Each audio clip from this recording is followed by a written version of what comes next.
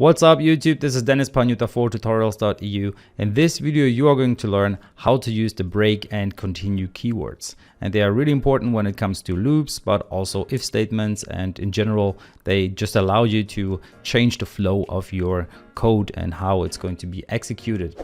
And yeah, let's get started. But before we do, please hit the like button and subscribe button if you haven't done so already.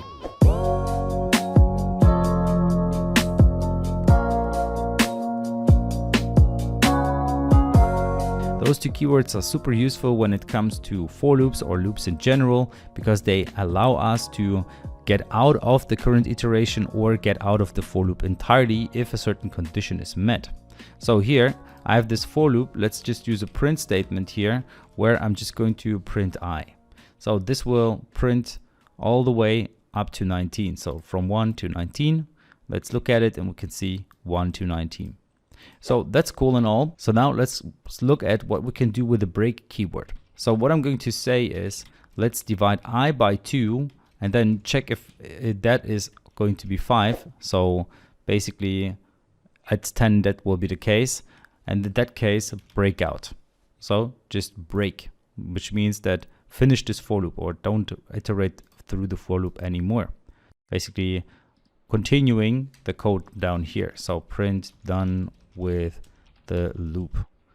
Okay, let's run it again. You can see it's running all the way to 10 and then it breaks out. So let's run it again and then you will see that it says done with the loop. Okay, so that's cool. So basically what happens here is once break is executed, it gets out of this entire loop. So this for loop is done and it continues the code down here. So after the for loop. Now, this is very useful if you get this data from an external source, or if this is dependent on the user input, for example, or something like that. In our case, it's rather unuseful, you could say, because, well, why not just say until 11 here? That would do the same thing and you wouldn't have to work with breaks. But this is not the point here.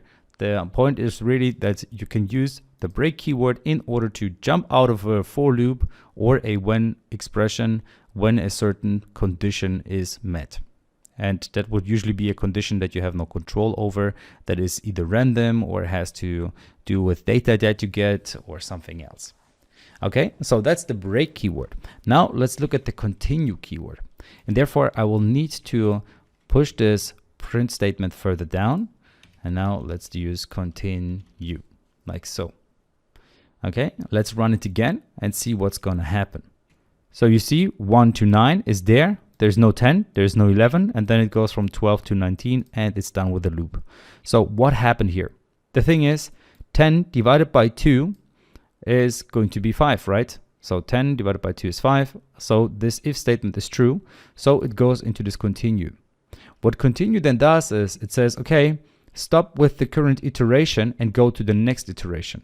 So skip the code that is inside of this for loop and then go to the next step. So it goes from 1 to 2 to 3, and this is never met, right? This condition. But then at the point when it's 10, this condition is met and it just says, okay, skip the current iteration, go to the 11th step. Okay, then it's checking 11 divided by 2 is equal 5, and it says true, because 11 divided by 2 is 5.5, but because we're working with integers here, it doesn't save the 0.5, so it just saves 5 in there. So it is 5 equals 5, so it's met as well when I is equal 11. So then it just says continue, so skip the current iteration, don't execute this code anymore, and go back to the next iteration.